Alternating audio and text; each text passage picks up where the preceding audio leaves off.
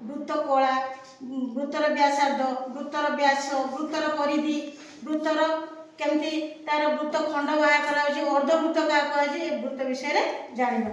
बर्तमान देखो एटा कोन कहछि वृत्तर केंद्र बिंदु। वृत्त का कह जाय ना केंद्र बिंदु ठारू निर्दिष्ट दूरता देखो निर्दिष्ट दूरतार अवस्थित बिंदु मानकर समष्टि को कौन कह जाए वृत्त कह जाए।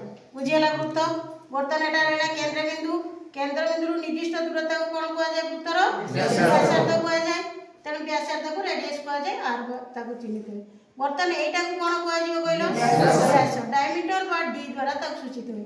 ताले वृत्तर व्यासटा व्यासार्धर केते गुण हैला 2 गुण।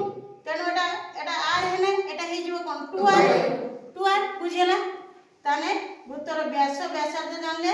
बर्तमान वृत्तर परिधि जानिबा। परिधि माने टोटल आमे देखो मो एरी सूताटा को पूरा वृत्त चारि पाखे नै आनी सूताटा को पूरा घुरेनी वृत्त चारि पाखे एटा मापटा को आमे नेकी स्केल रे एटा मापी दबा जेति की होबो विभक्त तार वृत्तर व्यास केते होबो पाई। सब बळे तुमे जत्ते बड़ वृत्त नियो कि सान वृत्त नियो तुम्हें वृत्तर पूरा मापटा वृत्तर परिधि बाय वृत्तर व्यास इज इक्वल टू पाई। तेणु वृत्तर परिधि सूत्र हो 2 पाई 2। बर्तमान देखिबा वृत्तर आमर डिग्री परिमाप बा केंद्रस्थ कोण का कहउछि एटा व्यासार्ध हला एटा केंद्र बिंदु ये हला व्यासार्ध ये हला व्यासार्ध एठी जे कोणरा सृष्टि होछि ताको कोन कहै छै वृत्तर केंद्रस्थ कोण। बर्तमान कोणटा देखो मु व्यासार्धटा को चेंज करूछि कोण बढुछि कोण चेंज होछि ना कोण चेंज होबो। तेणु मु गुटे वृत्त भितरे केते कोण अंकन कराई परियो 360 डिग्री हला।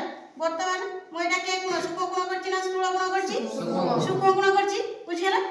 ताने केंद्रस्थ कोण बुझियला।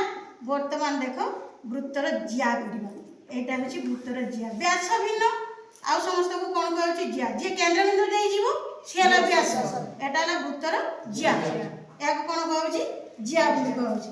बर्तमान देखो आमे के करिबा वृत्त कला का कह जाय एटा हला वृत्तर व्यासार्ध एपट मध्य वृत्तर व्यासार्ध रहला। एटा कोन हला वृत्तर व्यासार्ध एटा कोन हला चाप या कोन कहउछि चाप एटा हे जिवो कोन तरे जे एटा ए बिंदु देनी एटा बी बिंदु देनी एटा हे जो क्षुद्र चाप एटा कोन हे जो बृहत चाप तने टोटल चाप मिसी के देला 360 डिग्री एटा हला क्षुद्र चाप एटा हला बृहत चाप।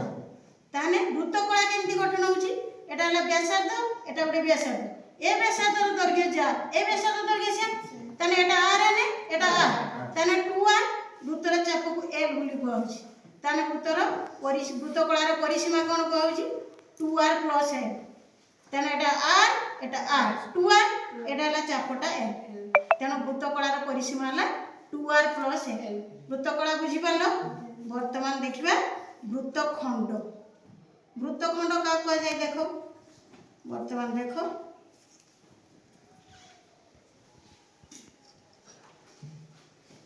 वर्तमान एटा हला जिया एटा रहला जिया हुई चापो एटा ना वृत्त खंड।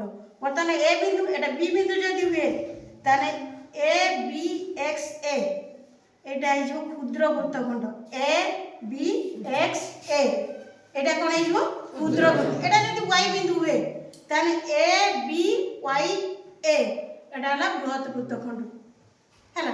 ताने मते गुटे करी देखेलो अर्धवृत्त करी देखेलो अर्धवृत्त बुझियला अर्धवृत्त। बर्तमान ए अर्धवृत्तर परिमाण केते टोटल 360 डिग्री ए अर्धवृत्तर परिमाण केते 180 डिग्री